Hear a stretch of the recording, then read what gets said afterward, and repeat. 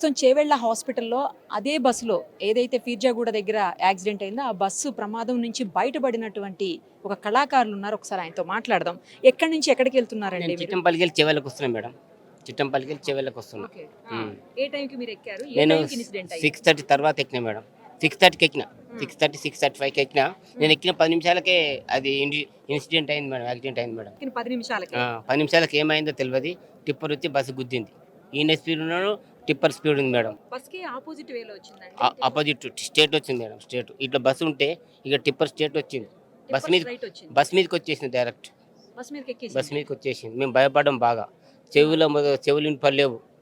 గుద్దినాక వెంటనే మొత్తం కంకర మొత్తం బస్సులోకి వచ్చేసింది. మొత్తం కంకర మొత్తం వచ్చేసింది. ఇట్లా వచ్చేసి గుద్దింది మేడం. ఫస్ట్ ఇట్లా ఫ్రంట్ నుంచి వచ్చిందా? ఫ్రంట్ నుంచి వచ్చి ముందుకెళ్ళి వచ్చి రాగానే కంకర మొత్తం బస్సులోకి వచ్చేసింది. ముందు కంకర పడిపోయింది. బస్ అప్పటికే కొలాప్స్ అయిపోయింది. కొలాప్స్ అయింది మేడం మొత్తం. అప్పటికి మేము భయభ్రాంతులకు గురైనాం మేడం. చాలా గురైనాం. మీరు ఏ పెద్ద సీట్లో పెద్ద సౌండ్. ఉన్నారు? నేను కండక్టర్ పక్కకి కూర్చున్నా మేడం. కండక్టర్ పక్కకి అంటే left side ఉన్నారు. నిల్చున్నా. నేను లోపల ఉన్నా. నేను చనిపోతున్నా మేడం. నేను కండక్టర్ పక్కకి ఉన్నా. నిల్చున్నా నేను.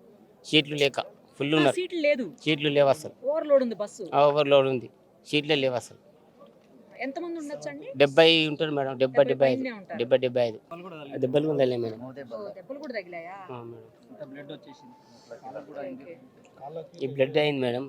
కాళ్ళకు చాలా తగిలింది. చాలా దెబ్బ తగిలింది మేడం. మీరు బయటపడ్డం అదృష్టంగానే అవును మేడం. అనుకోవాలండి. నేను లోపలికి నేను చనిపోతుంది మేడం. లోపలికి నన్ను బొమ్మంటుంది కండక్టర్ మేడం. నేను పోతలేను మేడం.